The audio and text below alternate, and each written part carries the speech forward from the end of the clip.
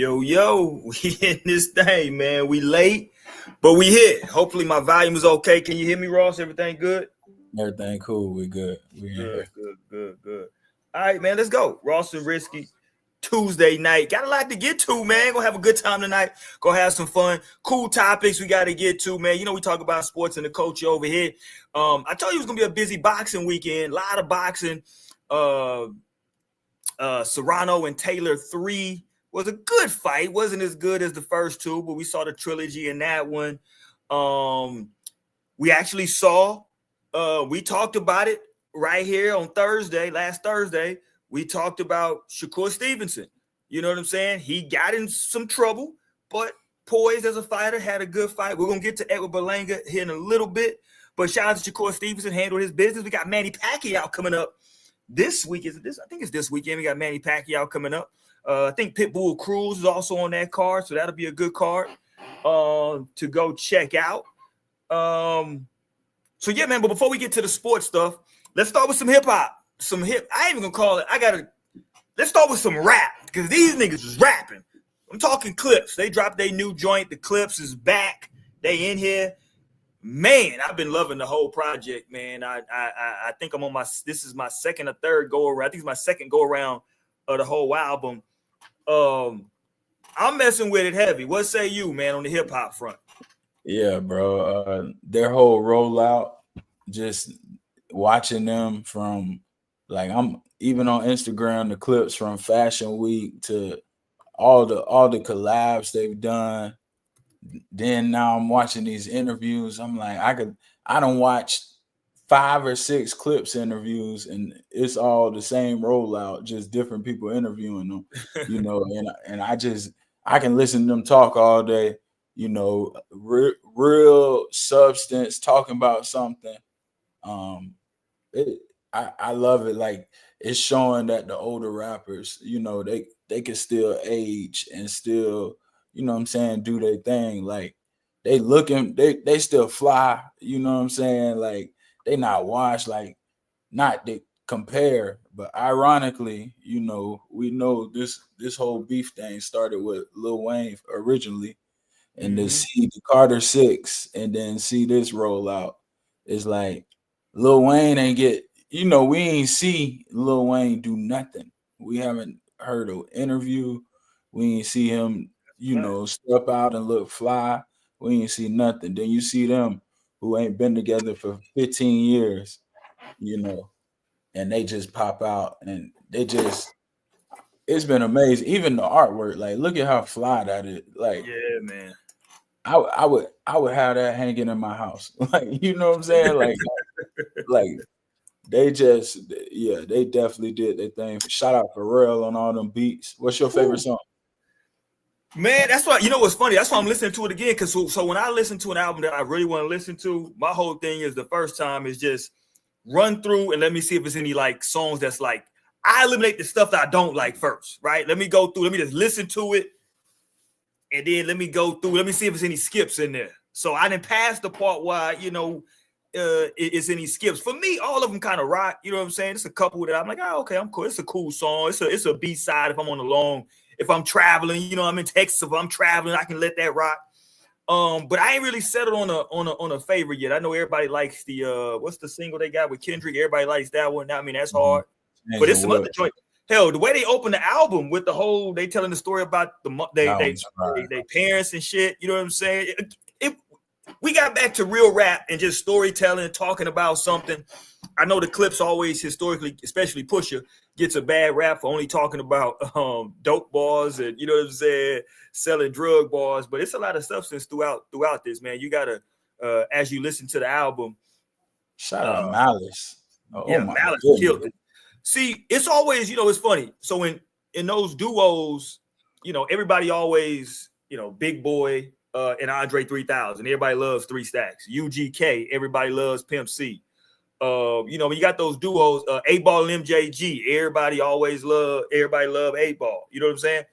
That other person note is always like super, super dope. You know what I'm saying? Like MJG. Like Wesley and Brucey.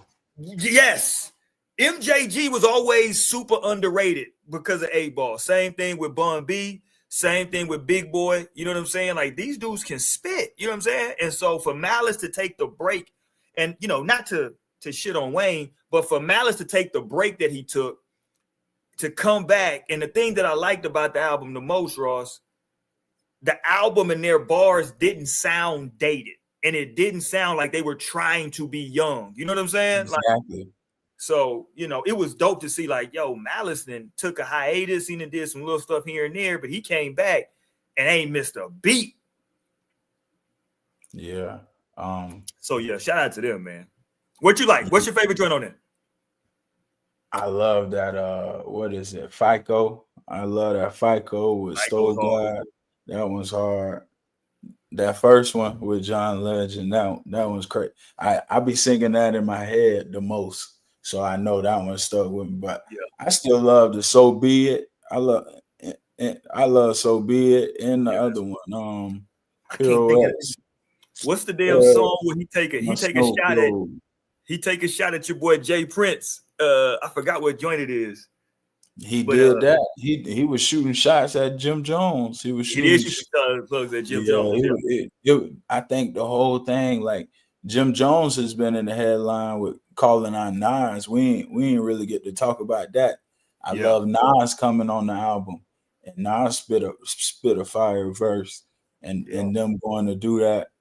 Of course, Kendrick, you know what I'm saying? Kendrick's verse, he went crazy that second half. Kendrick he went nuts. Yeah, he lost his mind.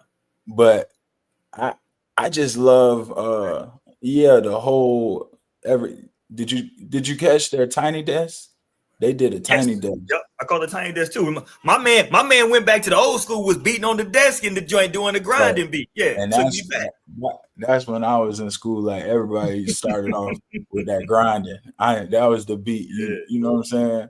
Just like people really forget. The kids probably don't even realize, oh, this is the group from grinding. Right. Like, you know what I'm saying? Like, think about the Drews and the youngins that we know. Right. They probably like, oh, this, they only know grinding from 2K. I was just gonna say a lot of these kids know some of these songs from these video games. I saw Nori. Nori was on, I think Joe Budden podcast, and he was talking about how, like, kids don't even know, they know him from the podcast, and they know his records, but they don't know that it's him. You know what I'm saying? Bro, I've been playing this shit for all week, and my girl is from Virginia, and I had to tell her, like, they're from Virginia. You know what I'm saying? Oh, damn. Yeah, it's like that. So it's crazy. My favorite clip song is Virginia on their first album. That's my shit. They killed that on the Tiny Desk. That's my favorite clip song. They killed that. Yeah, they like, bro, they just every time they pop out, I'm like, man, they killing it. And I think this is really, shout out Kendrick, because he really changed the tide.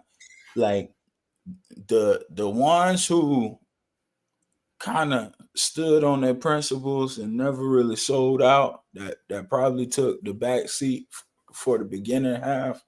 I feel like those guys are gonna be the ones now.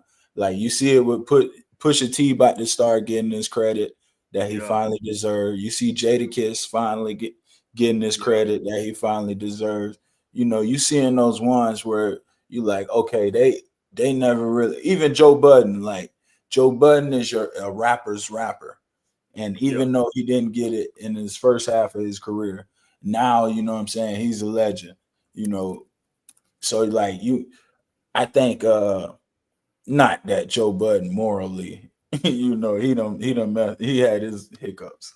But I think the guys like the Pusha T's, the Kendricks, those guys who was a little behind the scenes, I think they're gonna start finally getting their flowers. Yeah, I mean, I love it when real hip hop, real rap shows up. You know what I'm saying? Because this is what I'll be when the young cats be like, man, you just want to hear that? No. This right here, like Kanye even says it, that, like, for people, me and Kanye, I think Kanye is a few years older than me, but like the Clips was literally our soundtrack when that shit came out.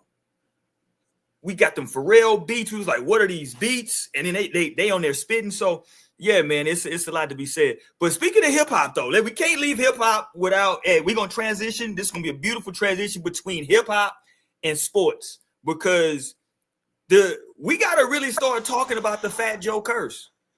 The Fat Joe curse is real. I'm sorry. He came out there and performed for the Yankees. They got their ass toe up. He showed up at the Knicks game in the playoffs, and they went downhill from there. He came out with Berlanga when he fought Canelo, and he got his ass whooped. And I don't know why Berlanga wanted to bring it back in his most recent fight, but here he is again with Fat Joe.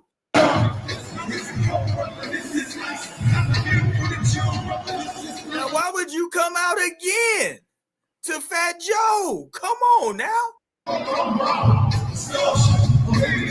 And you let him rock.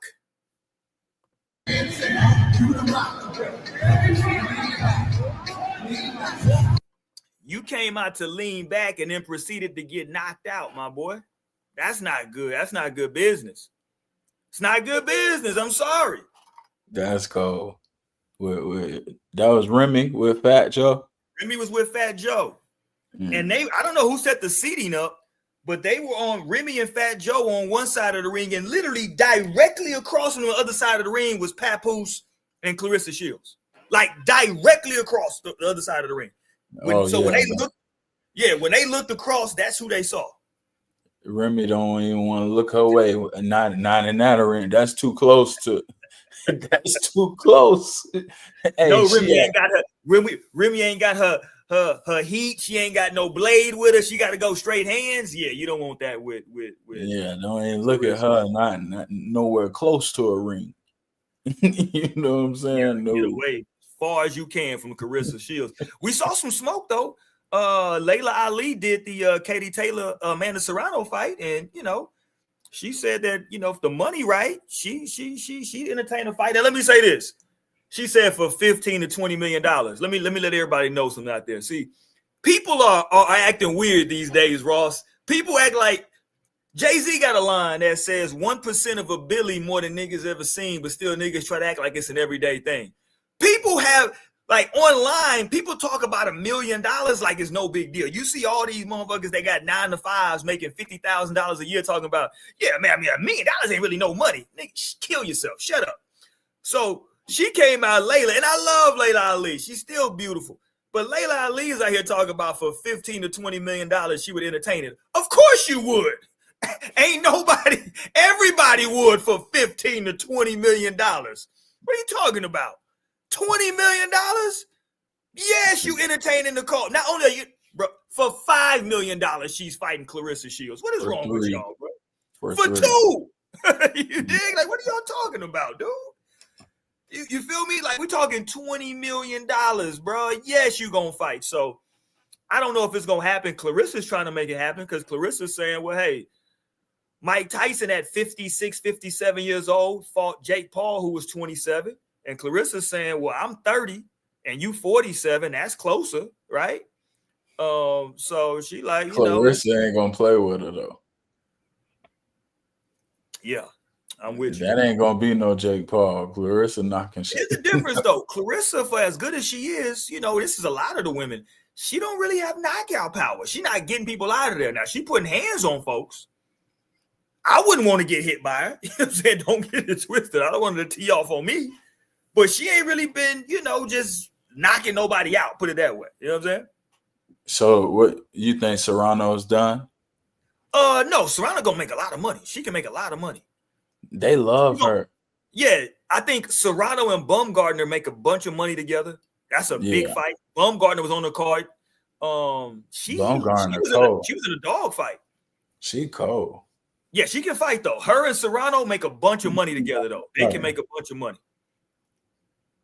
And I think Serrano stops her. I think Serrano stops her probably 7th, 8th round. I think Serrano might stop her. Unless Serrano's washed after these fights. It could be that her and Katie have taken so much out of each other. I think Serrano washed, bro.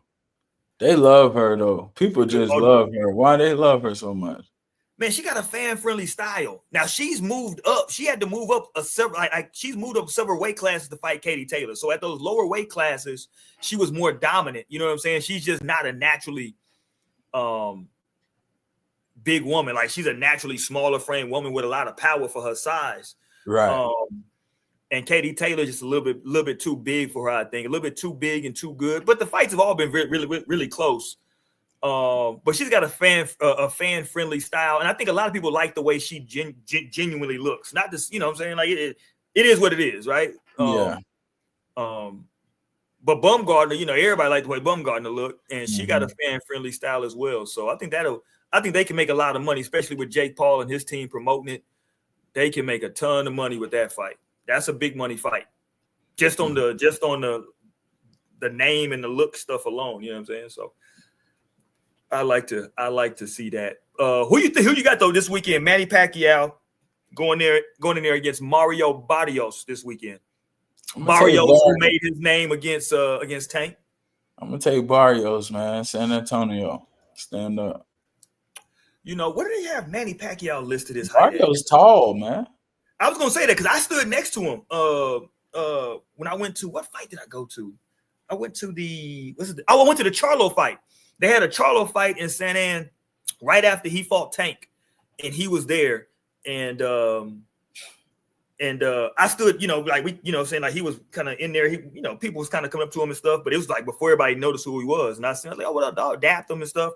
And I stood next to him, and I was thinking, damn, he fought at like 140 pounds, and I'm like 5'9", maybe a little bit of change, and he was probably a little bit taller than me. And I was like, damn, he big as hell for that weight class in terms of height. You know what I'm saying? So when he rehydrates, he's really big for that weight class. But he should win, Ross. I just don't think he's that good of a fighter, though. We're going to see if Manny Pacquiao has anything left in the tank. Put it that way. We're going to see. Because I think Barrios might be the perfect fight for him. Only because he's there to be hit. And we're going to see, they always say in boxing, power is the last thing to go. So we're going to see if Manny can still get off some of that power. Because Barrios ain't going nowhere. He's right there. Manny old, bro. What is he, 46, I think, right? Come on. I'm with you. I'm not disagreeing. Yeah. I don't disagree. He just needs some money. Oh, yeah. How tall is Manny Pacquiao's 46 years old. They got him listed at 5'5". So he's going to be in there with a guy that's going to look like a giant when they stand in the ring next to each other. Yeah, exactly. He's going to be jumping up trying to hit, bro. I told people that people was going to be surprised at how much bigger Floyd looked when he stood next to Pac, because Floyd is a full 5'8" and a little bit of change. Right. You know what I'm saying? And like Pacquiao, they got him listed at 5'4". He's probably, so they got him listed at 5'5". He's probably like 5'4" and some, you know what I'm saying, a little bit. Right.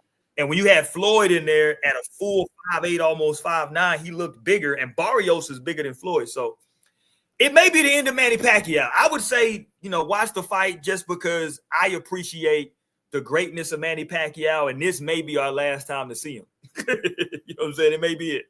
I want to see Barrios fight Ryan. But if he wins, though, I think you muted yourself, Ross. Say it again. Hear me? I say I want to see Barrios end up fighting Ryan. I think that'll be a better matchup. You muted. You muted. Can you hear me? Yeah, I hear you. Am I muted? I hear you. One of us is mute. I can't hear you. You double check. Yeah, I think you muted. Yeah, okay, you're gonna jump out and come back. Okay, yeah, Ross gonna come back in. Yeah, man, we're gonna get to some shout out to my man Bronny, who been doing this thing in the summer league. You see the summer league court back there. I think he had a big game. I forgot what he finished with, 17, 18 points, something like that. The other day. Let me get Ross, but let me see. I think you're back in there. There you go. Yo, we good? I still can't hear you. I don't know what happened. Let me see. Oh, try it again. Yo. I don't know. You was good. I don't know if you hit something or what happened. Go ahead. Go ahead. Yeah, I don't know. We got some technical difficulties. Let me while we do that, let me go back to some entertainment real quick while we wait on Ross to jump back in because I know Diddy is still in jail and I'm not trying to relitigate that, but he needs to tell his son that he got to chill out. His son got to chill out, man. He out here doing too much right now. King Combs is what they call him. Look at him. He out here partying and is doing a lot. Put it that way. Like he's out here in these streets and he got his lady with him. He trying to make her dance and stuff for the cameras, and she ain't really with it. And it looks crazy because she's not with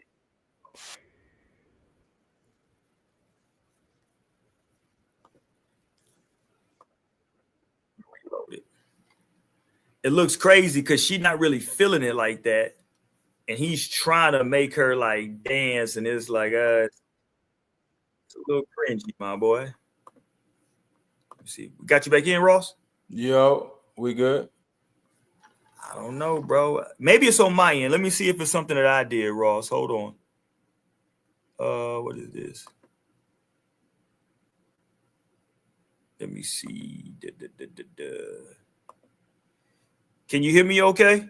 Yeah, I hear you. Can you hear me? Yeah. You can hear me? Yeah. Why the hell can I not hear you?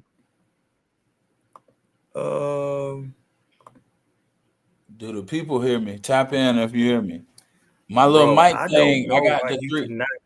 It's giving me.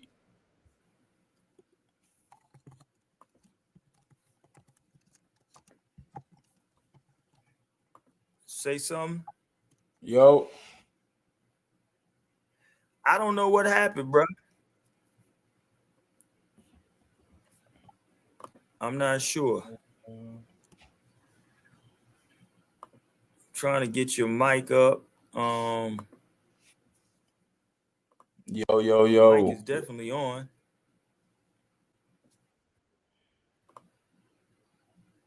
I don't know, bro. Damn. I don't know. I don't know what happened.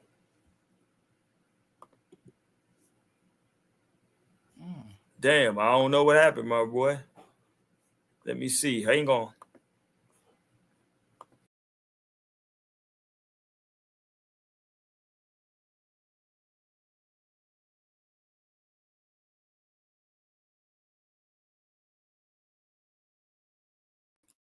All right, let's try this again. Let's try it again. Try it again. Try it again.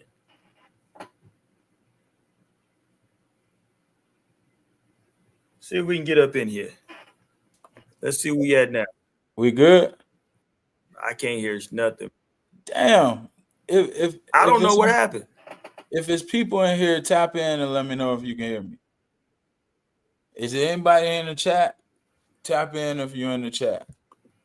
I can see your mic going. I don't know why it's not. Hold on. I can see your mic going. Oh no. I can see your mic going. I can't hear you on my end. Okay. So I can see your mic going. Yo, you hear me? Okay. I'm hearing you on the YouTube. It's me that I can't hear you. Okay, let me fix it because I just heard you on the YouTube. Let me see why I can't hear you. Hold on.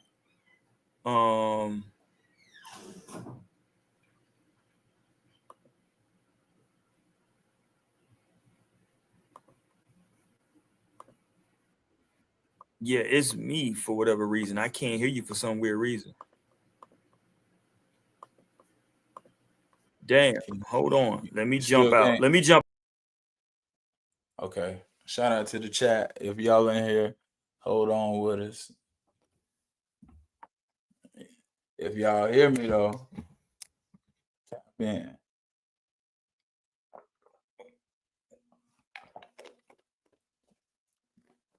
Y'all saw Cooper Flag this weekend. We got to talk about the summer league. Got to get into that. Walter Clayton looking good. Got my boys. Montas Bazulis. I saw him from Chicago. That boy looked crazy.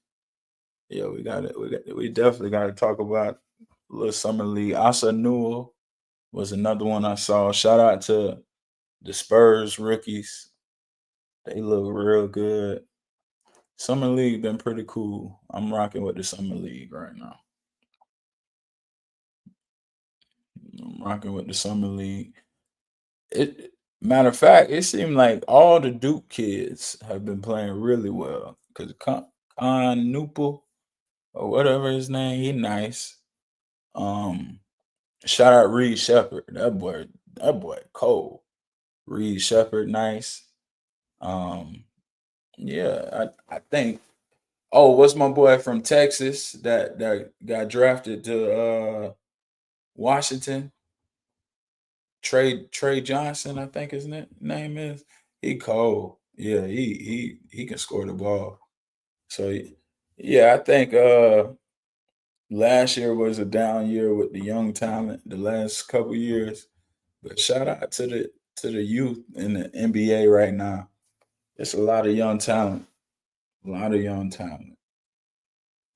I think as we're transitioning, you know, they don't play the smartest brand of basketball, but if you look at it, they're very talented. Now, if some of them could use their IQ or develop any sort of IQ, you know, then they could be great.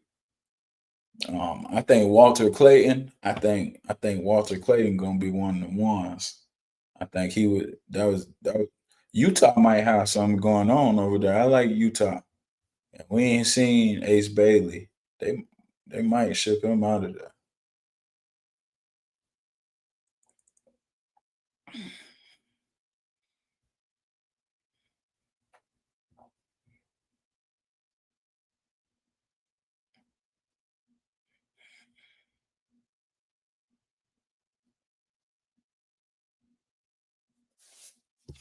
Check, check. Can you hear me? I hear you. Yeah, we back. We back. We good. I don't know. It was on my end. We back good. Yeah, we good. We good money. I was Yeah, I in don't here know. talking to the people about summer Summer league. League. I heard you. Yeah, yeah, yeah. What you thinking? Well, I saw Bronny go for like almost 20 the other day. So shout out to Bronny. What you think about Cooper? We talked about him struggling that first game. What I didn't catch him. I didn't see what he did. Oh, I he was had watching. 31 the second Okay. game. He I went didn't see. crazy. I didn't see him. I didn't see. I literally didn't see it. I literally got on my stuff to like watch it, but I haven't watched it. I was out of town. I literally Yeah, we just got back, so I haven't watched it. yeah, they shut him down. They shut him down. They saw enough. He went crazy. Um, Look just like AU and Who they play?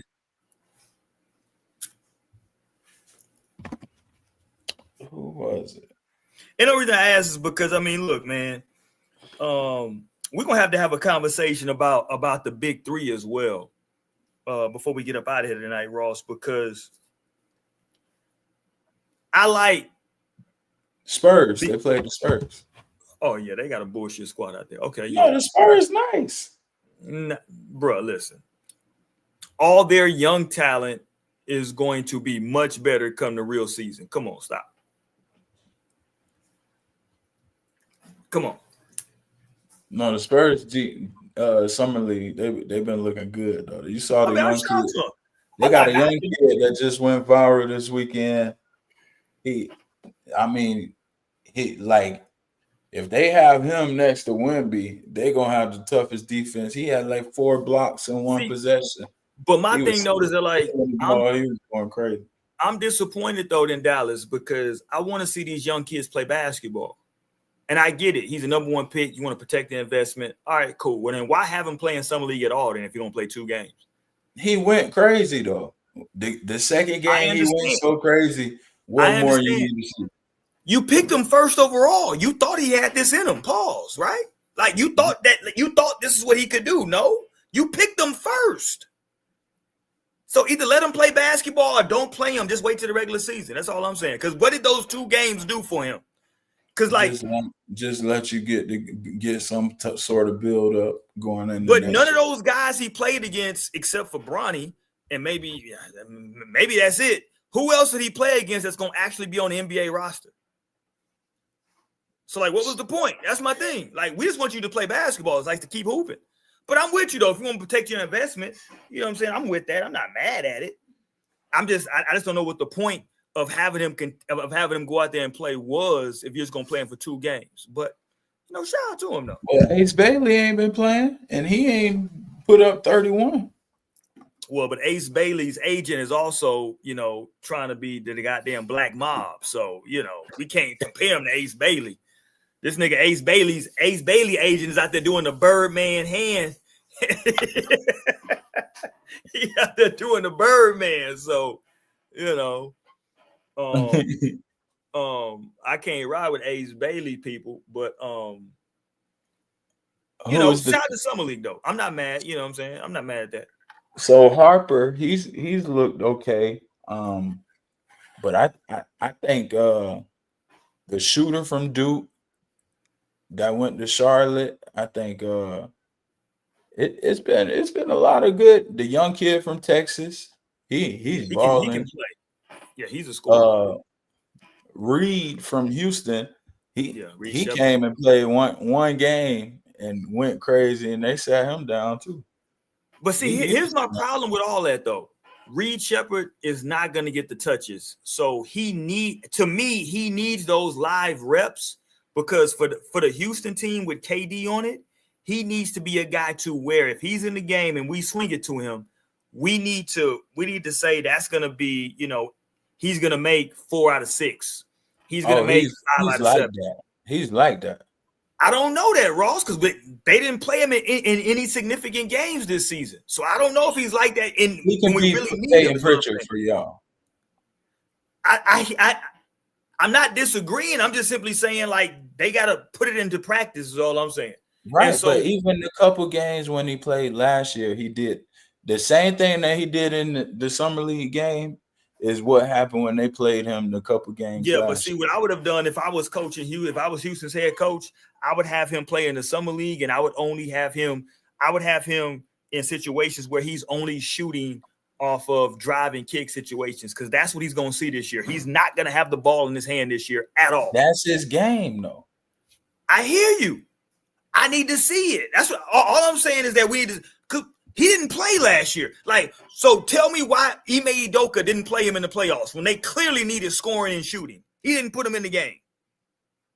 I think it was more a defensive thing. Okay, well, his defense ain't getting better, not playing, not trying to play. So that that bolsters my point to where he should be playing right now just to get defensive reps. Like, you at some point you gotta get live reps is my whole point with these young guys. Like, there's nowhere to get live reps. This is the best place to get those. Shout out to Bronny. Bronny out there getting live reps. Stop it. He is getting live. Is he not getting live reps? Bronny, the only one out there with a guaranteed contract, and he scored the first 5 points on Cooper and didn't score again. Well, Bronny was 5 for 72 that game. Right. So at least, Bronny should go out there and shoot 25 times too. Well, he just had like 20 points. What he had, like yesterday? He had 15. Stop it. No, he did not. That's false. You made that up. How much he had? You made that up. Closer to 15 than 20. I bet you he was closer to 15 than 20. Maybe he was right in the middle. Pause. What my boy Bronny have, man? Y'all be disrespectful to Bronny. Are they playing tonight? They're not playing tonight. They played last night, didn't they? No, they played they played the Clippers. Yeah. What do you have? He had Bronny went for 17. See, right in the middle. See, there you go. 17 points on 6 for 10 shooting, 3 for 5 from 3, 5 rebounds, 5 assists in 24 minutes. That's good minutes. And that's why Bronny gonna always be playing Summer League and G League, because why is he only shooting the ball 10 times? Well, because he understands his role and how to play. That's how he's his father's son. They want to see you go out there and kill. But that's not his game, though. Like, I actually think it's better for him that he's not trying to go out and kill, because that's never going to be his game. Is there any point to where you want Bronny James to go and try to get 30? No. Right, but you got to start by killing them guys, so we know when you get with the real guys, you'll be able to do something. I understand what you mean, right? So, like, you know, you would have guys go to the G League. Like, I remember JJ Barea from back in the day. Went to the G League, the Mavericks went to the G League for 3 games. He got 45, I think, each game. And they were like, all right, we done. He went to play 3 games. He got 45 every game. They're like, all right, we good. But that's not Bronny's game, though. Bronny, even in high school, that wasn't his game. He wasn't like right. So you can't just stay in the NBA and always do it. He's always been an 8-point type of guy. Like, you know, he got 8 points in high school. He got 8 points in college. He's getting 8 points in the league. Right. So good. Sooner or later, that's not going to be good enough. I mean, once his daddy leave, I mean, all bets are off. So, yeah. Right. We know what it is. Okay, here's what I was trying to play a minute ago. It wouldn't play for me. Just to go back to like flip back to some entertainment for a second. I need for Diddy to send word to his son to chill the fuck out. This nigga King Combs, he gotta relax, bro. So that's his lady. You know, they always together, but it looks like in this video, she's just kind of fed up with what he's doing. Not fed up, but she's just kind of just chilling. Maybe she's ready to go. Maybe she's tired. I don't know what time of the day it is. But watch what this goofball proceeds to do. So he's performing whatever little dumbass song he just recorded that Kanye produced. So right there, he's trying to get her to turn around and twerk for the crowd. And she's going to tell him no. Watch this. This is a bad look. That's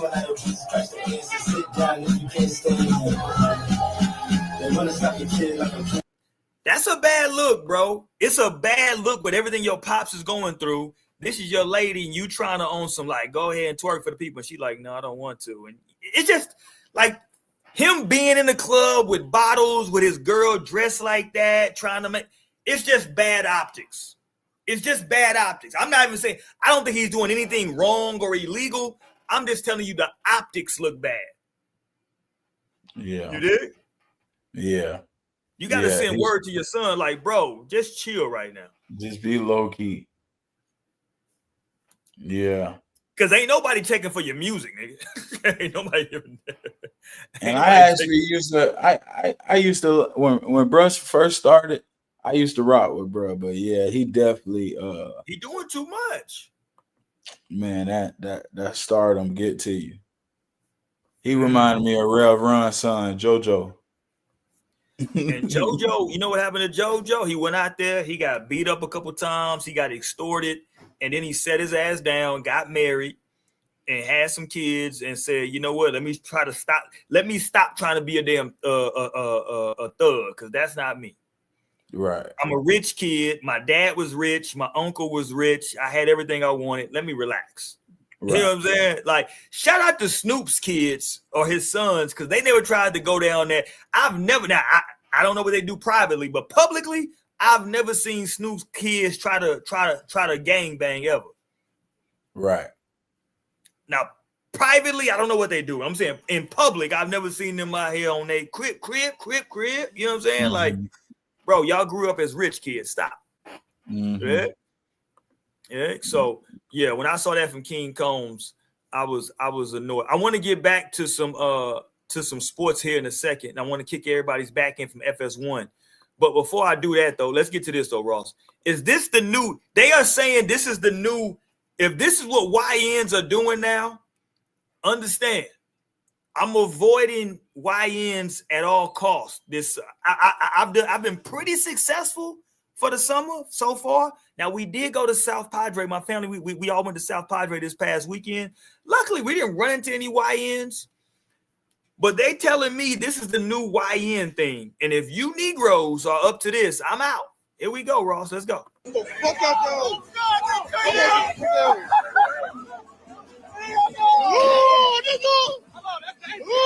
They jumping in the pool fully clothed. Get that! They not even in bed. They not even in. On the rock! Bitch!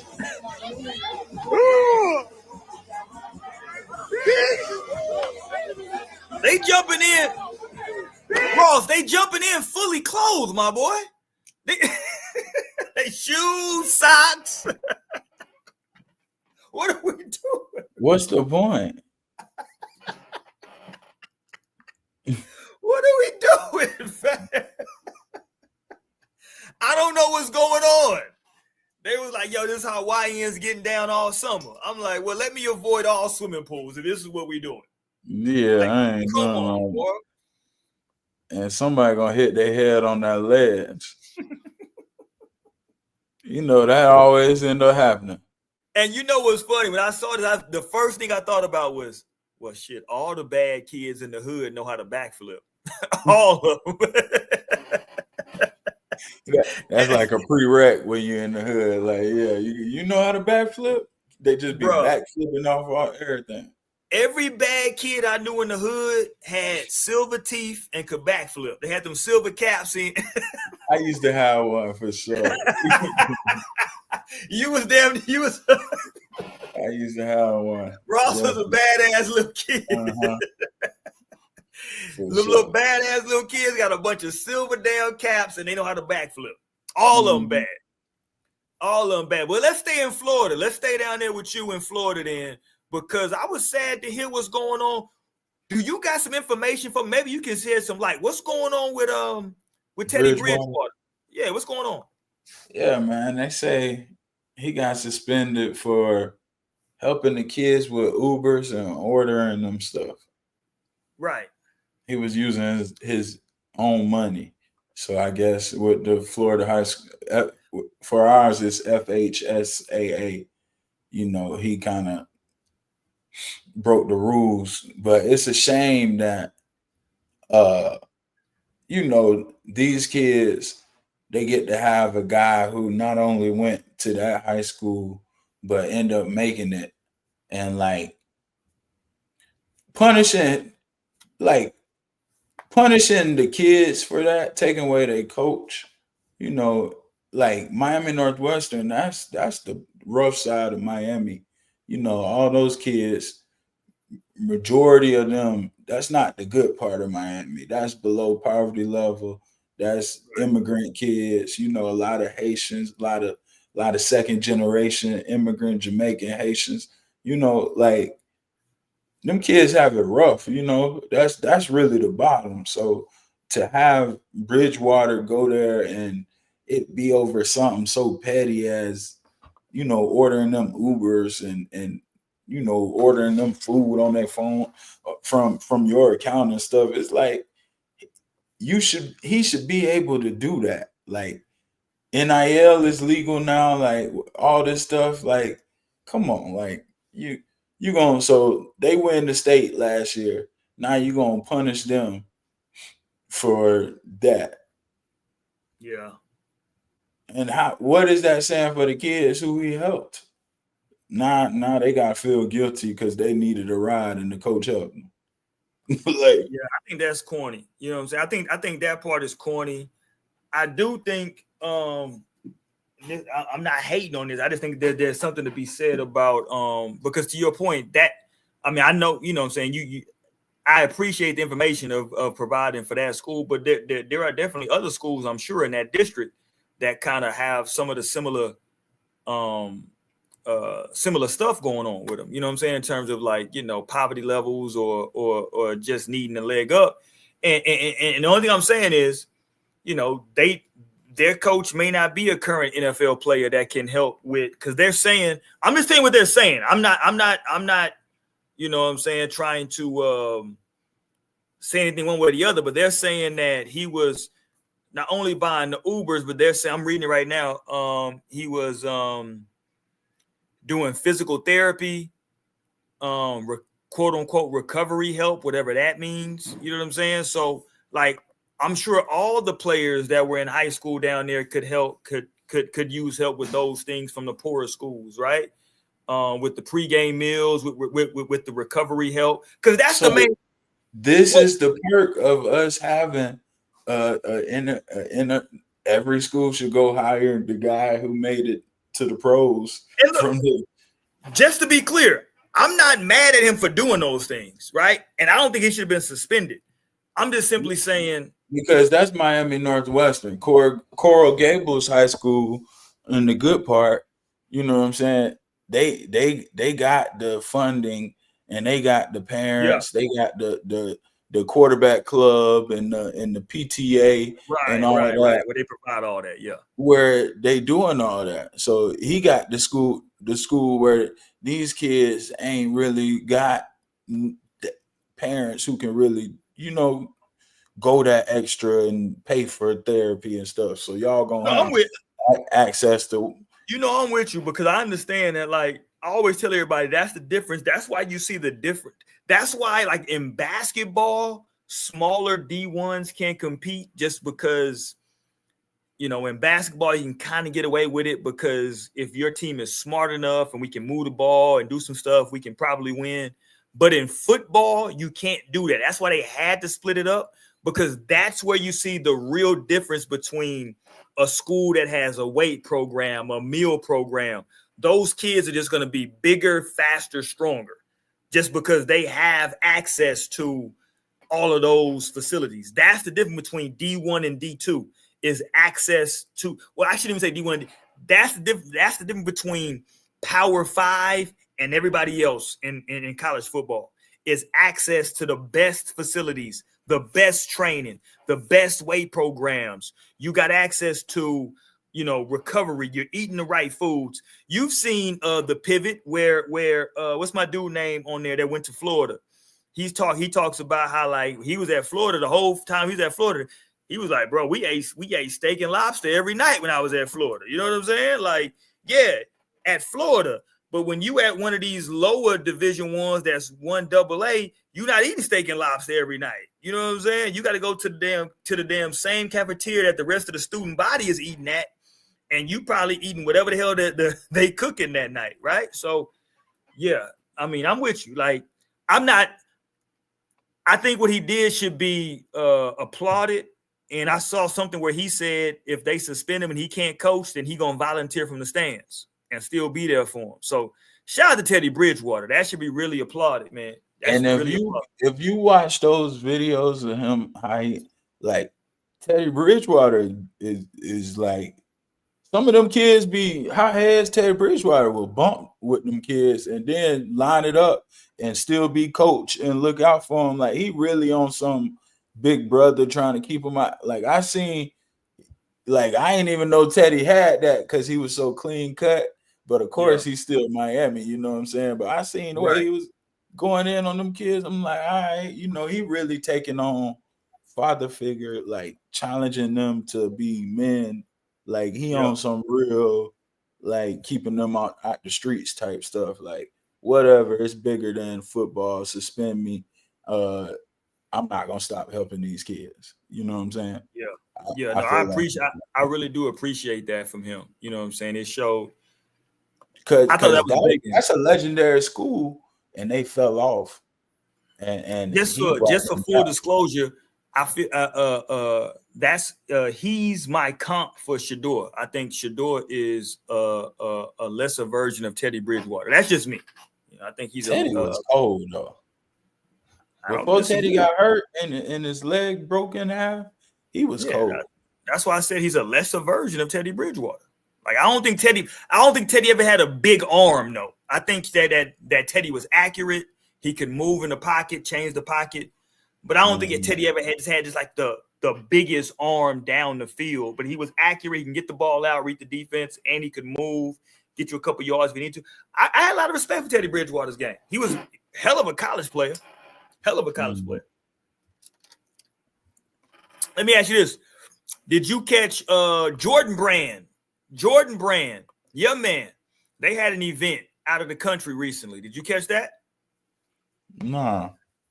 Oh, yeah. I think Bam at some point is going to be a Laker. Yeah, I think Bam's going to be a Laker, Ross. You're going to be a little upset. Oh, because Bam and Luka apparently are locked in. Let's go, Bam. We low-key be a real designer, man. We got a collection. We got a capsule collection coming out either coming spring or fall. What they say? Coming soon. Coming soon. Now what? Oh, there go Luke. Luca. Hey, we got our MVP Luca. Yeah. Cam. Jasper. The MVP of the group. Hold the trophy, champ. Hold the trophy, champ. One thing. Yeah. Hold the champ. Hold the. Yeah. He gonna he messed with Luca heavy. He gonna be he gonna be a Laker. They out there getting lit. It's got to be good to be on Team Jordan. Ooh. I don't know how good you have to be on Team Jordan, because here goes Team Jordan. It's a mid team. That's what I was gonna tell you. It's a mid. Here go the team. This is the. Hold on, that's not it. Yeah. Here go the picture that they took. I'm not mad at nobody. I think all these players are great. They all made the NBA. They all are really great. But it's kind of mid though. Look who we see here. This is a mid squad. Mike Bibby, Vin Baker. Hold on. You naming some trash. So you got these people on the picture. They go Mike Bibby. They go Vin Baker. What are you talking about? That's on the picture. They go Rip Hamilton. Tatum ain't on here. Tatum on here?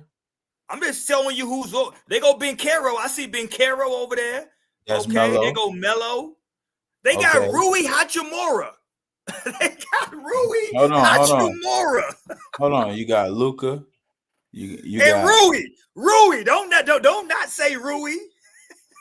Stop. You got real. You got who is that? Who is that to the who is that? Jalen Hurts? Jalen Hurts is in here. You got Dominican Sue in here. Come on, man. You got Paulo, my boy, Melo, Luca. That's a lot of buckets.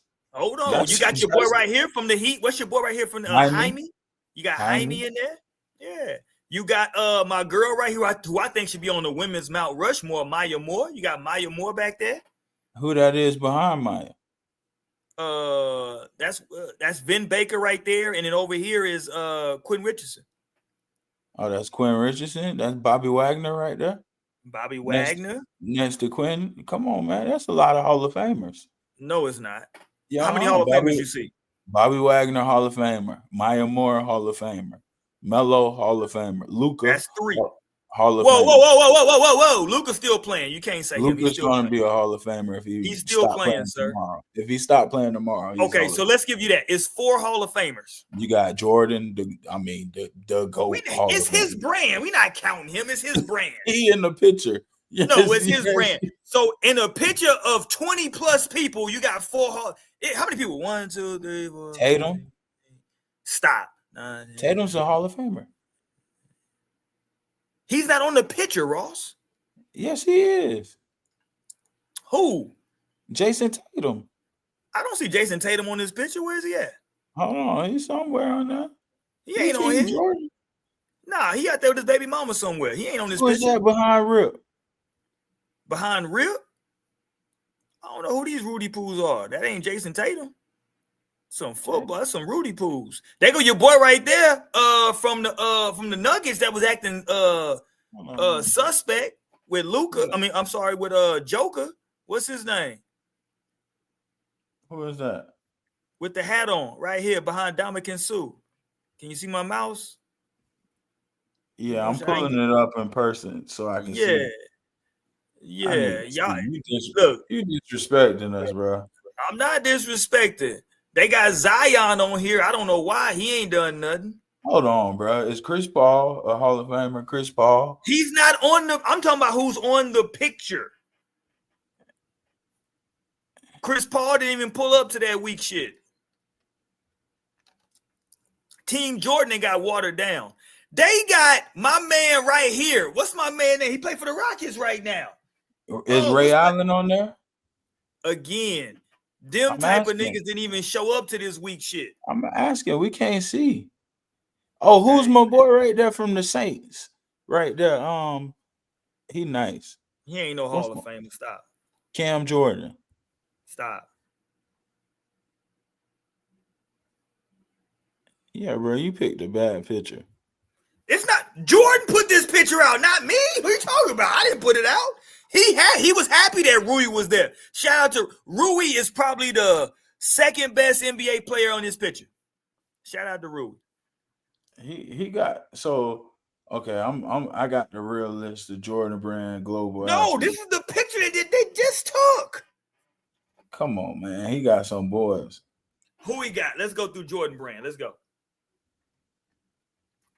Arella Garantis, she Bam, Lau Kullababi, he trash. Bradley Beal, Chris Paul, De'Erica Hamby. Stop. She cold.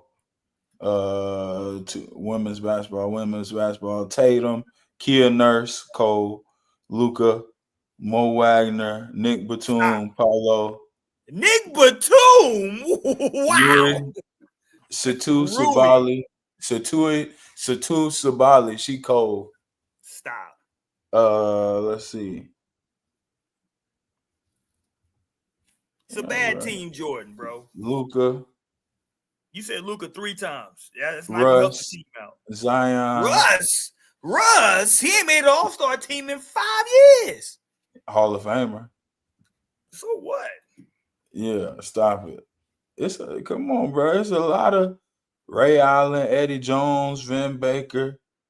A lot of non-Hall of Famers you just named. Derek Jeter. Come on, bro. Legends, bro. Derek Jeter ain't played baseball in 15 years. Legends, bro. He go down as a legend. Team Jordan is trash. Michael Finley. Trash. No, I like Michael Finley. He's not a Hall of Famer, though, but I like Michael Vin Baker. No Hall of Famer, but I like Vin Baker. Yeah, bro. Derek Anderson.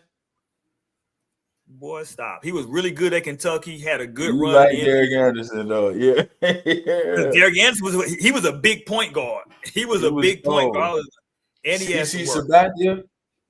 I think he may have just made the Baseball Hall of Fame as a pitcher. Come on, bro. Stop it. Yeah, I think he did make the Baseball Hall of Fame. Shout out to CC. Charles Woodson. Charles Woodson is nice. Nice. Dwight Freeney. You know my man Roy Jones Jr. is Team Jordan, so you know. Earl Thomas. Stop. I mean, he went to the right school, but stop. What about Andre Johnson? Cole. He played for them Texans. He's a Hall of Famer. Dez Bryant, Texas legend. No, Dez Bryant. He's not a Texas legend. No, he's not. We cool. Come on, bro. They really had boys. They really did. No. They had some misses now. They missed a lot. But a lot. Yeah, they missed a lot because I'm seeing a lot. Jared Sullinger, Bismack Biyombo. Bismack Biyombo. Jesus. Otto Porter. Whoa. Shout out to Otto Porter Jr. DJ Augustine. Jesus. DJ Augustine. From you, he went to the right school.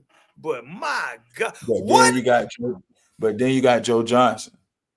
Oh. So what? He's not a Hall of Famer. Rip Hamilton, Joe Johnson. No, come on, bro. Blake Griffin. Rip and Joe are really borderline. It's going to be interesting because if Rip and Joe get in, I think Joe might have. How many All-Stars does Joe have? Who you taking out of that two? That's a good. Rip and Joe? Who are you taking at your 2? Am I 2? Well, Joe is more of a 3. Personally, give me Rip. Only reason being is because what's Joe's nickname? ISO. Yeah, and I don't think he's the best ISO guy. I don't need him being an ISO. I need you to catch and shoot, nigga. So yeah, give me Rip on my squad because Rip, I think I can put with any combination of other 4 guys, and I'm good. Mm-hmm. Not to shit on Joe, because like when Joe Johnson was playing in his younger days on that Phoenix team, when it was him, Steve Nash, Steve Nash, who else they have on that fucking squad? I think Tim Thomas was on there. Tim Thomas. They had Raja Bell. They had Young Barbosa. I'm keeping Amari Stoudemire. Like that team was loaded. Like they probably should have won a chip. But he took the What money happened? and left. Joe broke his nose or something, or Yeah, like he got hurt. broke his face or something. Yeah, that team though. Yeah, you had Barbosa off the bench going crazy. Like that team was insane. They had Sean Marion. I remember they even had Dragic coming behind Steve Nash. He was killing. So think about it. So you got Steve Nash, you got Amari Stoudemire, you got who else started? Steve Nash, Amari Stoudemire, Joe Johnson, Sean Marion, and I forgot who the hell they had a 5 in there. But then off the bench was Tim Thomas, Dragic, Barbosa. You remember Jim they had Rich. They had Quinn Richardson. Yeah, but like they was really, really loaded. Like they had a nice. They was squad. Number 1 in the West for majority of the year. Yeah. They had like 2 or 3 years where they had the best record in the West. They just couldn't get over the hump. Couldn't get over the Lakers. I mean, shout out to my man Kobe. Just shout out to Shaq. Well, that's hating. That's some hating that you're doing right there. See, I don't get into that hating that you just did. Shout out to Kobe, man. See, I'm always ride for Kobe. Let's go here, Ross, before we get up out of here, man. I don't know how we could have a damn show and not talk about the big 3, man. The big 3. I got a lot to say about Michael Beasley. Let's first play this from Mike Beasley with a game winner, and then we're gonna get into some big 3 talk. Let's go. Back to Beasley. And he's up by 1. Game ain't over yet. You gotta win by 2. You gotta win by 2. You gotta win by 2. And on the drift. Oh, he is nasty.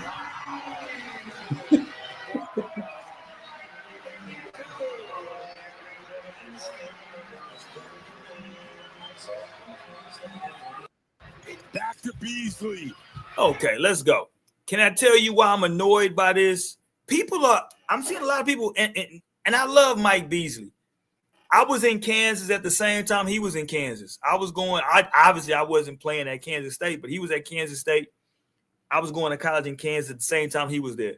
And I understand the hysteria that was going on in Kansas when he showed up. I was literally in the state. I know how people were losing their effing mind. At Kansas State, the arena is called Bramlage Coliseum, something like that. They were calling him the Bramlage Beast, right? Like, I understand how they were losing their mind in the state. I need for everybody to calm down because I'm seeing everybody talk about, oh man, he the best one-on-one player in the world. If he is, I don't know, but who cares? Number 1. Number 2, and more importantly, Ross, do people not understand that he was a 2nd overall pick in the draft? Like, they make it seem like he's some type of underdog story. I know people are gonna say, "Oh, well, he didn't hit." Listen, it's not my fault that your NBA career didn't work out the way that maybe you wanted it to work out. That's a lot of people got that story.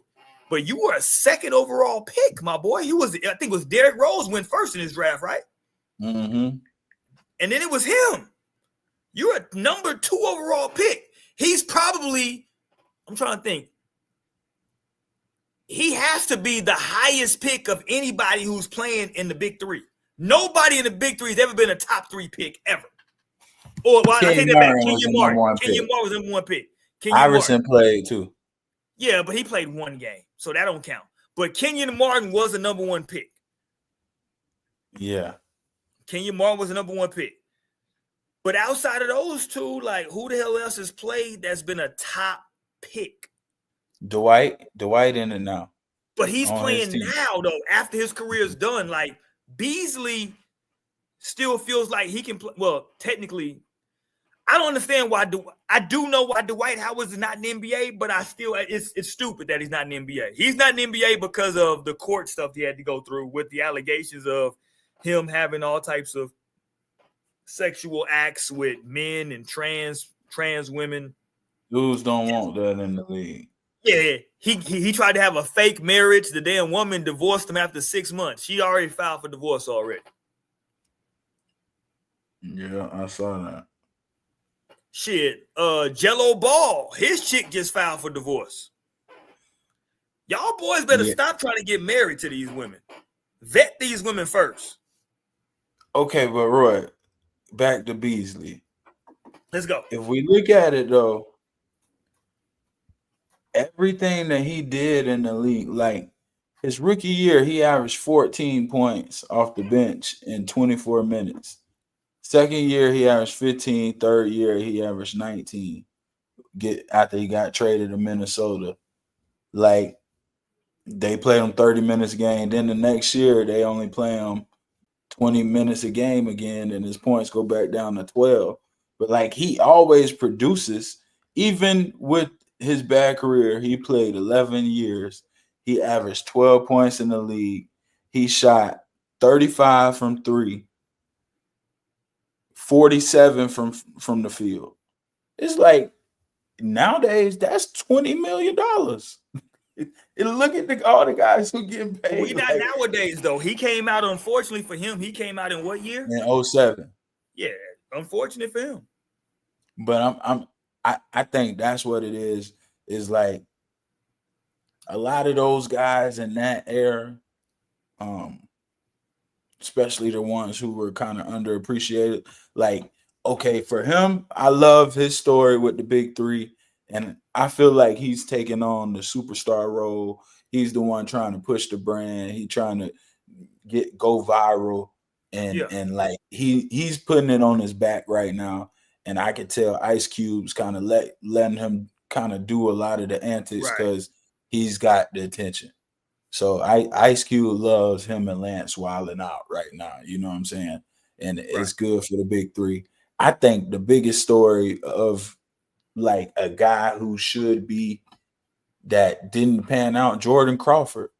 Like everybody who watches the big three, all the guys in the big three will tell you Jordan Crawford is a problem. He can score on anybody. Like Jordan Crawford is a young guy who should be in the NBA right now with the way young guy though, Ross. Hold on, he's not young. But I'm saying to be in the big three, he's younger. I mean, like he's another. Let's see, Jordan Crawford, because Beasley is 36. That's getting to. He the same age, and he still play. Okay, 36. Yeah. Oh yeah, I forgot. Yeah, he ain't even play in high school because he wasn't eligible. He probably graduated at 20.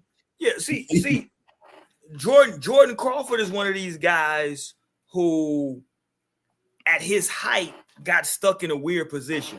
So they have him listed as 6'4". I'm looking. Hold on. It's a potential tropical storm that's brewing. 40% chance Dexter forms within the next 48 hours. That's affecting Louisiana and of course Florida. So yeah, next 48 hours we on watch. But anyway, he's a guy who they have him listed as 6'4", so he's probably like 6'3" and some change. When you get to the NBA, bro, I keep telling everybody, Ross, do you know how good you have to be? You got to be D Wade to be like a guy at 6'3", 6'4". And he's a scorer. He can score. Like his thing, Jordan Crawford, I got a lot of respect for his game, but he's a scorer. He's a 6'4" scorer. Listen to me. Who's Jordan not Crawford good can help the Lakers more than Bronny. He could be on the team. What does that mean, though? But Bronny, that's what I'm saying. But time out though. Why would you pick up a 36-year-old to play 2 minutes a game? That doesn't make any sense. Why not just play this young kid? Because when you get down in the playoffs, because he's not going to play more minutes than Bronny. Like Bronny's not going to play. Because when you get in the playoffs, and now you're not going to play Jordan Crawford in the playoffs. Now you're playing all your starters every single minute. You got to go. Al Horford's still playing. Al Horford is a 6'8", 6'9" center, and he's been playing. The first round. Let me tell you what happened. They lost in the first round. I'm telling you what happened. It's not my fault. They lost in the first round. I'm just simply saying, but again, that's where the size comes into play. Pause. You're talking about a guy who, even though he's undersized, he's still 6'9". We're talking about a guard now. What position does Jordan Crawford play at 6'3", 6'4"? The two. Okay, so now he's a super undersized two who's not a great defender at all. Like Lou Williams did the same thing for and he came off the bench. Right. And he was just a scorer. That's what I'm saying. Like, I don't think Jordan Crawford got disrespected. I think he was respected for what he was supposed to do. Guy who comes off the bench and is a scorer. Like, D Wade became D Wade because at his size, he could defend at his size. Right, but you comparing him to all-time great. I'm looking at these guys as the like they could have been your average rotational piece, especially in today's NBA with their skill set now and now you can shoot 7 threes in a game. I mean, we've seen games where we can't go back and do that though, Ross, because now you're going back and doing revisionist history. We can do that for everybody. Because all those guys in that little tweener era, all those guys in that era from 02 to 2010, I would say, all those guys who were considered gunners and came in and shot 4 or 5 threes and they was looked at, they had no IQ. Now in today's NBA, those are the guys who get, like Michael Porter Jr. We've seen him shoot 9. We've seen him go 2 for 9 and nobody don't blink an eye. And he's making $35 million a year. So sad. I don't know what to tell you. Like, so what I'm just saying is I appreciate seeing these guys. And I'm like, damn, they really got a bad draw, because if they was in the league now, the Beasleys, I can't look at it that way though, Ross. Yeah. Because I can't look at it that way, because if I do that, then I gotta do that for everybody. And like, everybody got a bad draw technically. What's the kid from Kentucky that got drafted by Milwaukee? Played with John Wall and them, undersized 2 guard. Aaron Bledsoe. Aaron Bledsoe could have made he made some decent money, but he could have made a super bag right now. But he fell into that same category. A guy who's like 6'3", he's a shooter scorer, and that's what he does. Like, and at the time he came into the league, you remember he was like a good backup point guard too, but he was one of the best defenders. He played excellent defense. And it's just his ass out. No, he ended up going to the Clippers. Then they shipped him to Phoenix, and Phoenix shipped his ass. No, if you remember, Phoenix had 3-point guards. And what happened to him? Where did he go? Him and Isaiah Thomas both. But Bledsoe got paid though. He got paid one time. What I'm telling you is that in today's market, Bledsoe would be a highly sought after commodity. That's what I'm telling you. Like, Bledsoe, a guy who can play the 1, a small 2, and who is a willing defender, he could have got paid a lot of money. Like, he's a much, like, Bronny should look at some Bledsoe tape. So he still played 12 years. He had 2-time all-defensive team, 1 first team, 1 second team. And still over his career, he averaged 13.7 points. How old is he? He's 35. When was the last time he played in the NBA? What year? 2022. So it's no reason he shouldn't have been playing in the NBA the last 3 years. Right. Even this last year, he averaged 10 points. That's my point. But I'm saying, though, that, like, once you get to I think that's an NBA thing. That's not to those guys' fault. That's an NBA. But that's my point, though, Ross. Getting rid of those vets. At a certain point, it's like, if you're Bledsoe and we're going to have you come off the bench anyway, we're going to go with the young guy. That's what we're going to do. Like, you're in your 14th year, we're good. Like, you are who you are. You go with the young guy in game 42 in Utah. Yeah, play the young guy. You play Bledsoe when you're JJ Redick and you playing the starters 40 minutes a game because you don't trust the bench. That's when you need an older vet who you can trust. The problem is play 15 minutes. The problem is when you tell me that we got to sign off on paying guys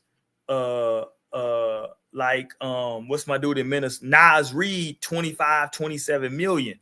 Now we don't got room to pay a guy a veteran minimum. Veteran minimum is like $5,000-$6,000. We ain't got that kind of room. You paid Gabe Vincent and Vanderbilt $11 million each, and they didn't play. Well, but you understand that we have a floor as well. We have a floor, right? You played them $11 million each. That's $22 million. 2 guys. I'm with you. And both of those guys are younger than Bledsoe. Right. That's my you whole didn't trust point. them to play them a wasn't minute. Play either. Bledsoe wasn't going to help the Lakers do it. How many more games would the Lakers have won with Bledsoe? We went from Jordan Crawford to Bledsoe. I'm saying you could still use a veteran guy who could come. Every team in the NBA could use. Okay, what age do you consider veteran? Here's the difference though. I think the NBA is considering veteran guys in their late 20s. We're not looking at guys in their mid 30s as veteran guys no more. We're done with them. We're looking at the guys in their mid 20s. That's the problem, though. I think that's the problem. That's why we got a bunch of guys in the playoffs that we've seen time after time. Teams just continue shooting bad threes, dumbass shots, young, stupid, and we've seen teams come back from 30, come back from 25. We've seen the Pacers come back from 11 in a minute because these young kids don't know how to play in a crunch time situation. I think if you had one of them older vets in a moment like that, it could help. Who the hell finna listen to Eric Bledsoe? He was talking about slow the ball down. Ain't nobody finna listen to Eric Bledsoe. It could help. I mean, that's just one example. No, I'm with you. We've seen even Chris Paul now, still at this age, the difference he made just by being out there. We saw Udonis Miami Heat. Believe it or not, you can blame Jimmy. You can say whatever you want. They ain't been the same since Udonis Haslam left. They ain't been the same. See, Heat culture died with UD though. I don't think Heat culture exists anymore. Who's somebody that's upholding Heat culture? That's what I'm saying. That's why you still gotta have a. And UD, if he had to go and give you 10 solid minutes, he can go out there and foul. He can go out there and get a tech. He can go out there and cause a fight, and he gonna give you 10 solid minutes. He's a totally different era, and that's my point. Is that like these guys now that are coming into the league? So if you got a guy 28 right now, he probably was a one and done, maybe 2 years in college. So he's probably been in the league. If he's 28, he's been in the league already almost 10 years, Ross. He's a vet. He's been in the league 10 years, 9 years already. Like he's a vet. You from San Antonio. I'm from San Antonio, Kel. I'm not from. Whoa. San Antonio kept Matt Bonner over there forever. Matt Bonner would barely play.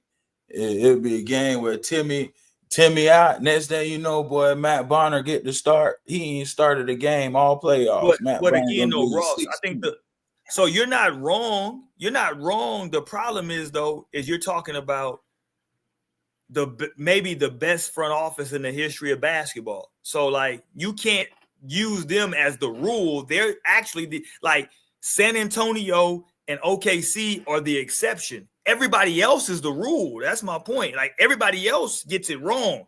San Antonio, OKC seem to be the only two teams who consistently get it right with players.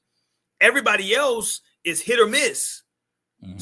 So I would say Boston is right there behind them. I don't know. Like who they draft well. They draft well. I don't know. Who have they drafted in the last 5 years that like have really played in the last 5 years? That's what I'm saying. Like in the last 5 years, who the hell they drafted that's really playing? That's what I'm saying. So like, you know, we can't just say it. They've made good moves. Good moves, right? Pritchard's like a really good player. They've made good moves to bring guys in, right? Like I thought when they brought in what's my guy they brought in? No, not Porzingis. The guard they brought in like 3-4 years ago. White. No. Not Bogdanovich. What was his name? Light-skinned black dude. Bogner. When they brought him in a couple years ago. Brogdon.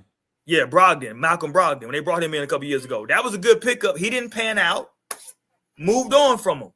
He was the type of guy that like would work with their team. They brought him in, it didn't work. Let's move on, right? Like that's what I think they do. But like they identified their guys already. They already had their two young guys, Tatum and Brown.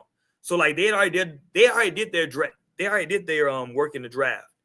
These other teams got to do their work in the draft now. Like the Spurs, they hit on Wemby. They did their work in the draft. Now we can go out. Well, they got back-to-back rookie of the years. Now we can bring in a real point guard, right? Who can like solidify us and like is still young enough to run and gun. We still got some older guys in Harrison Barnes, who's a legitimate scorer, and we can like try to piece this thing together now, right?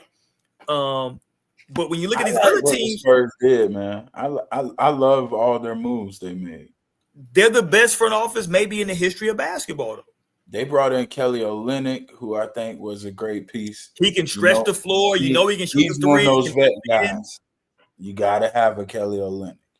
But look at what Kelly Olynyk does, though. He can shoot the three. He can defend multiple positions. Like if he's not like Rudy Gobert. If you switch to Kelly Olynyk, he's gonna do a better job defensive. I'm not saying he's gonna shut nobody down, but he can do a solid.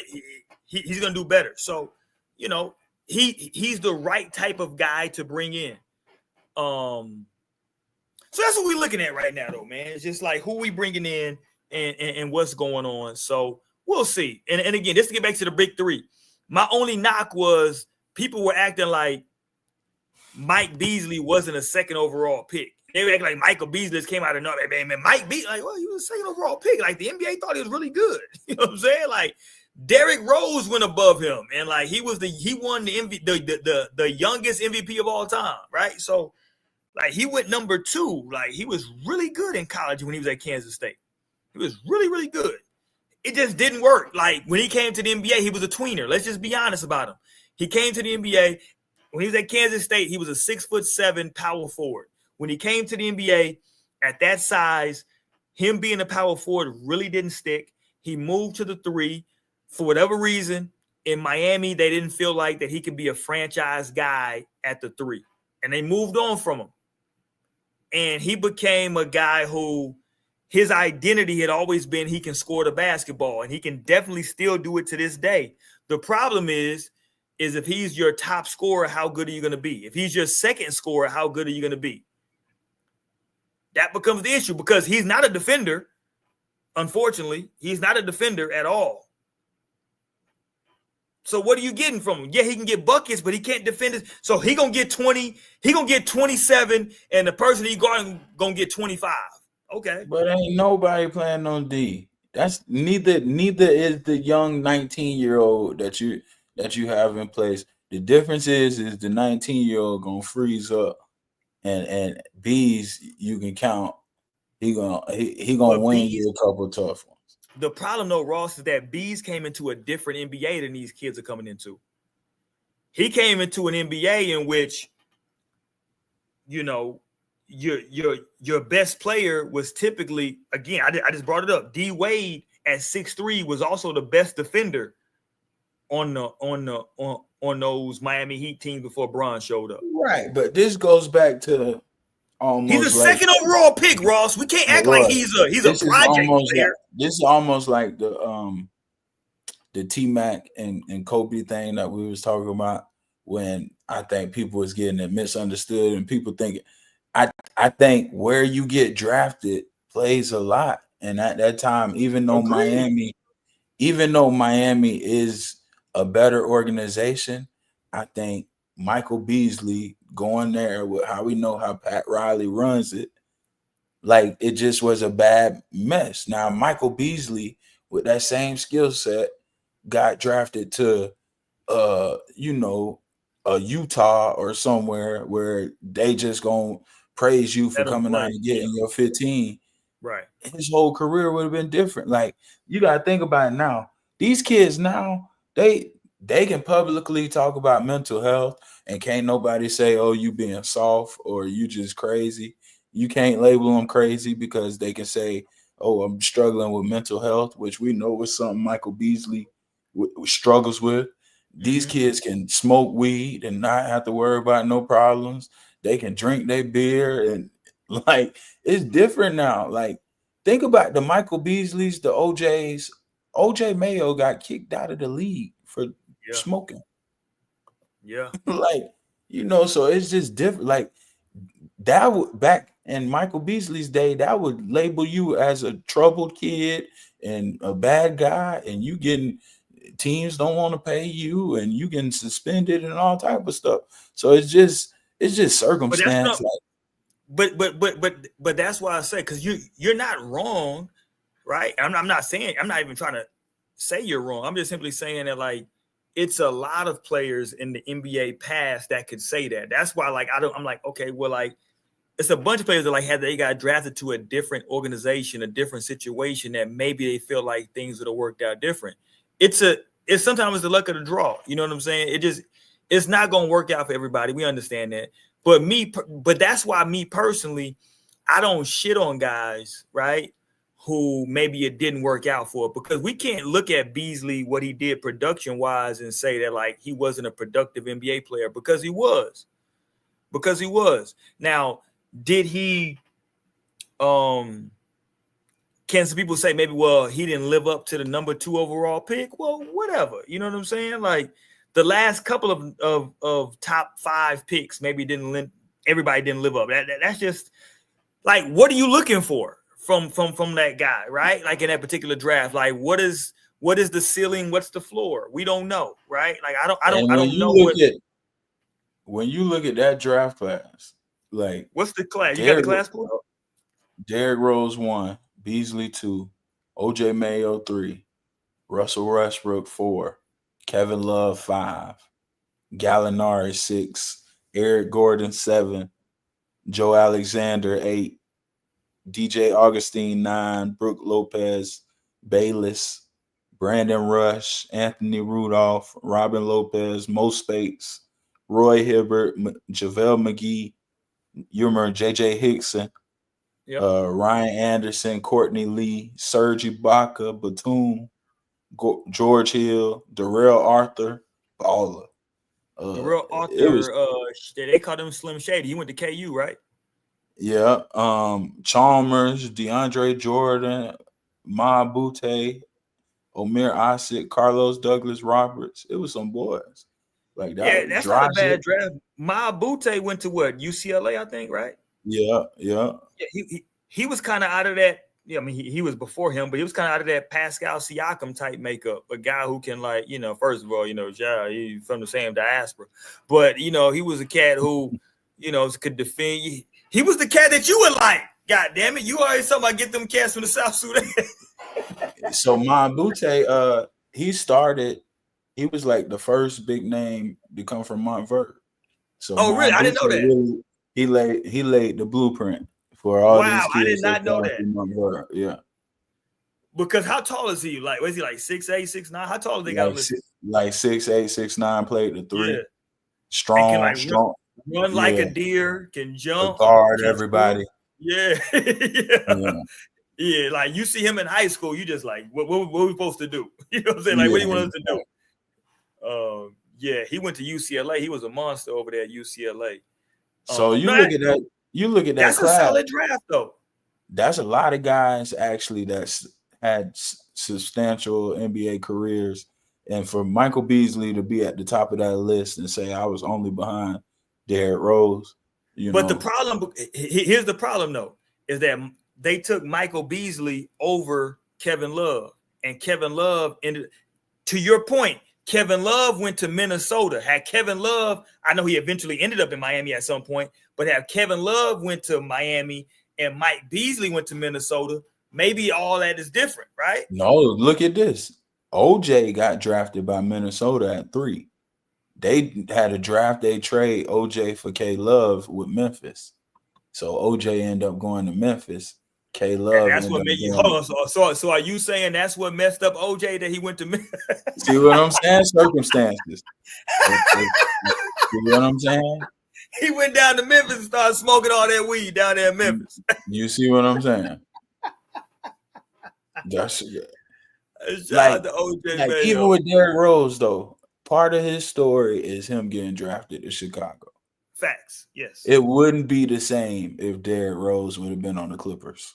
You know what I'm saying? Like it just wouldn't. Right. It just wouldn't be the same. So, man, a lot of it is just. So even Russ to. So it's weird. Russell was the last draft pick by Seattle. You know what I'm saying? Before they went to the Thunder.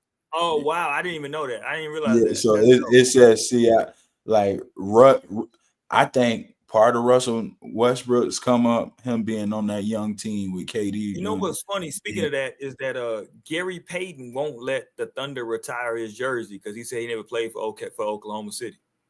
Mm-hmm. Like, nigga, I ain't playing in Oklahoma City. Yeah, I think that's real. I think that's like real. I ain't playing in Oklahoma City. I played in Seattle. Fuck out of here. You know what I'm saying? Yeah. Okay, here goes something that you might like right here. We talked about this on Thursday, and it's come out that they have gone official now.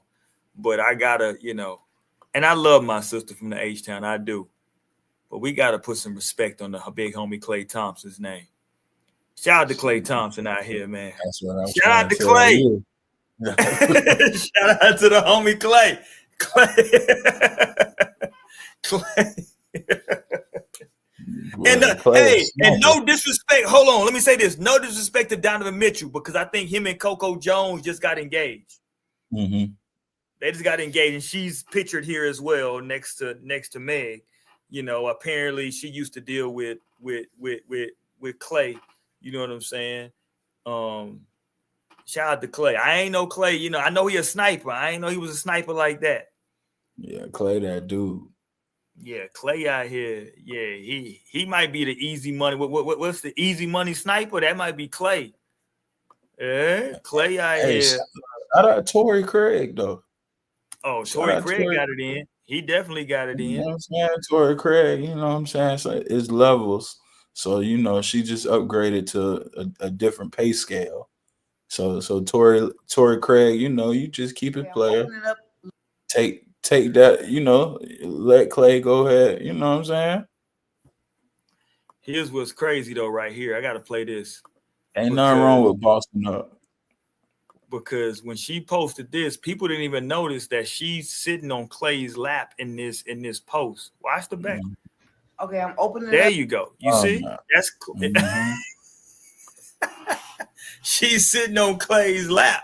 That's Klay back there behind her. He done bought her a little gift, some little dumbass little toys. And look at Klay. Klay back there acting a fool. Who's that my man got me? Klay out there acting a fool. Klay don't give a damn about them goddamn toys. Fuck them toys. Ooh, okay. I got a 7-year-old. I bought her them goddamn toys. Them shits like $15 each. Klay got way more money than me. That shit was easy work. That's how I go. Yeah, and Klay. I cannot believe my man got me this. Klay done went through some contracts. Like Klay got his bread. So Klay money real good. Klay could play different type of games, like them little rappers and all that she used to talking to. This is a different type of level right here. Yeah, Klay really good in these streets. Yeah, this is. I mean, I think we can easily say this is the richest nigga she's ever dealt with. Hold on, so Klay done came to Texas. He in Dallas. Hold on, he in Dallas. Yeah. Klay done grabbed the little darling of Texas. Y'all little darling. I gotta put some respect on Klay's name. I ain't gonna lie to you. I gotta put some respect on Klay out here making more of an imprint than Drake.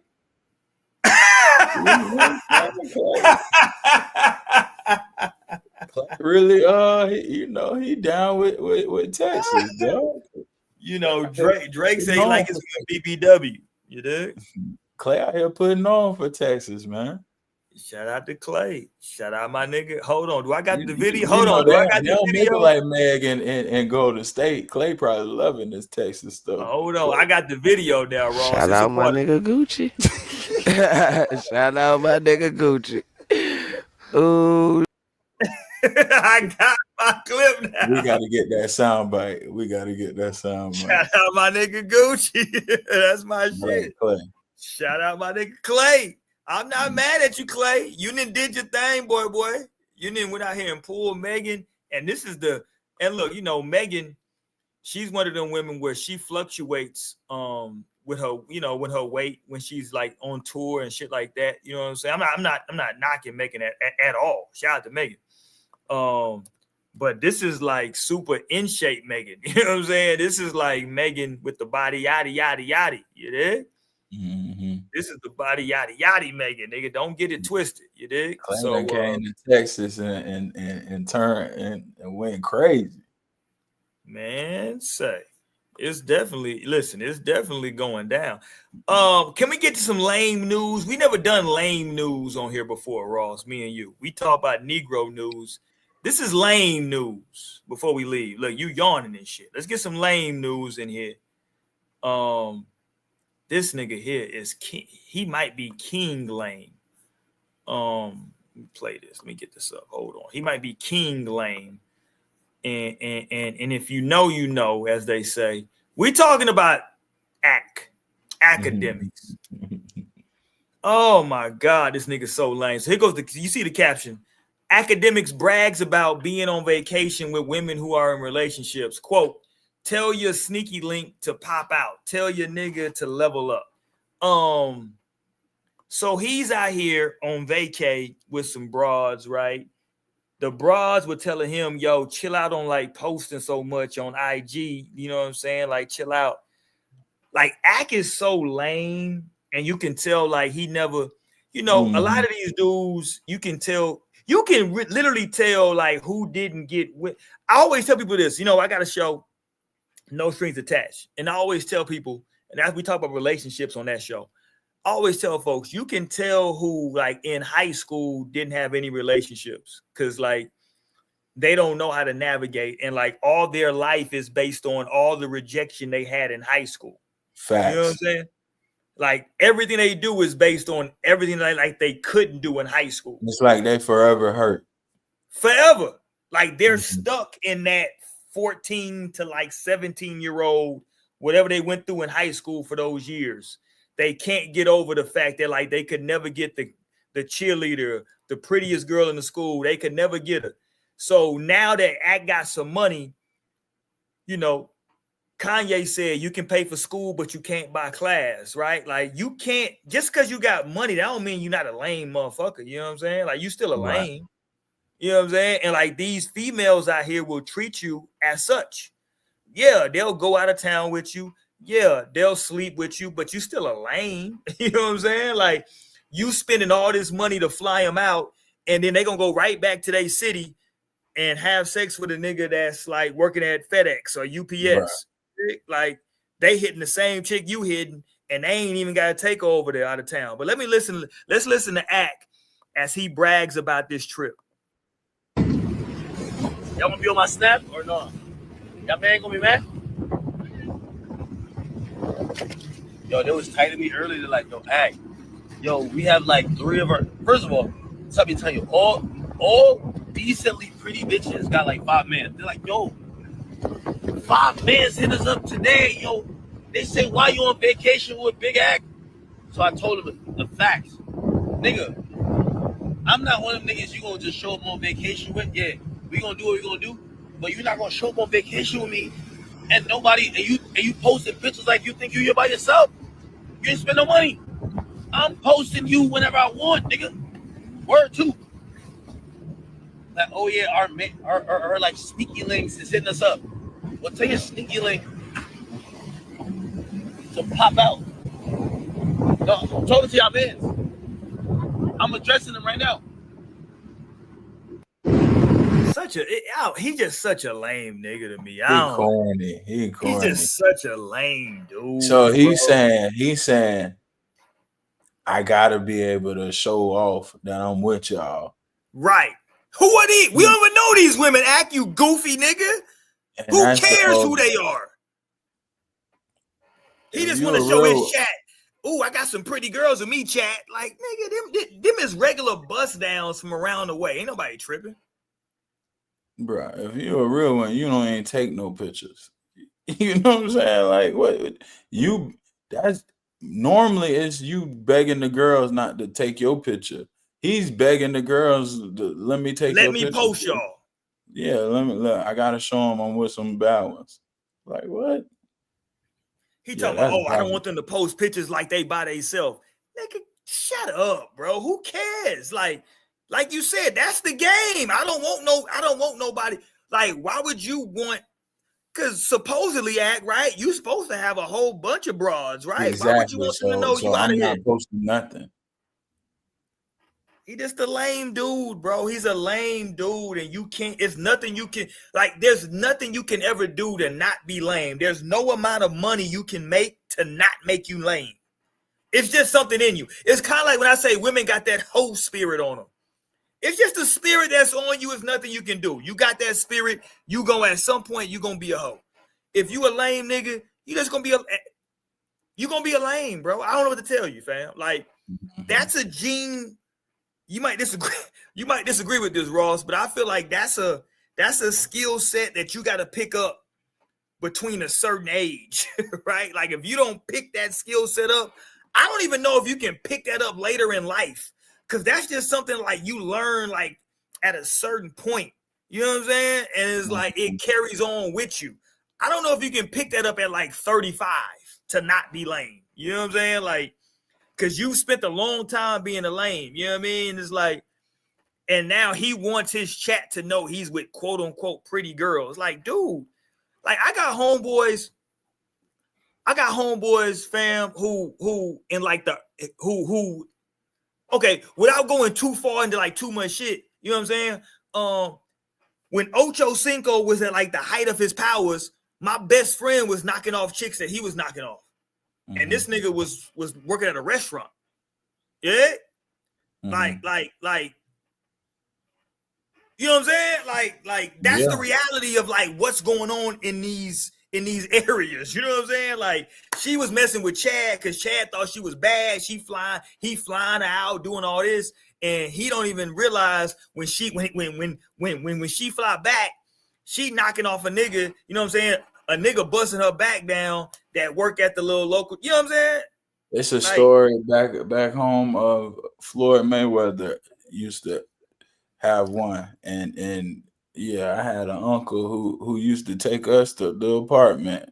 You know what I'm saying? Like, yeah, this one of my uncles who, he ain't got nowhere near what Mayweather got. You know what I'm saying? Yeah. You did?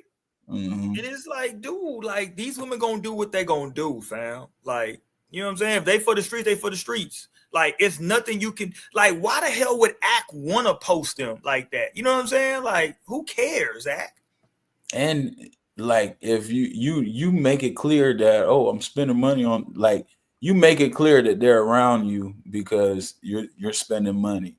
Like, right, tell your dudes to get his money up.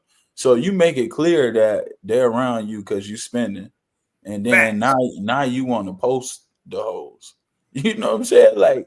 Like most niggas, if they if you tricking and you paying to play, right? You're not gonna post to play. You know what I'm saying? Like, why are you posting that? Yeah, it's crazy.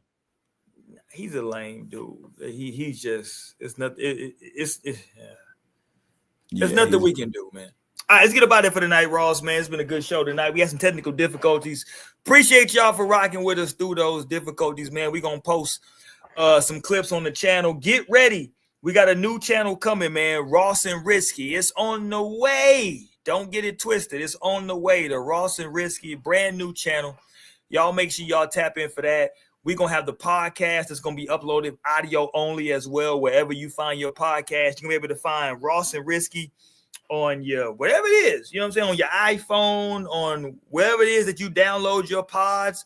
I'm finna have Ross and Risky up there with the audio version where you can check us out, as well as right here on YouTube, man, every Tuesday and Thursday.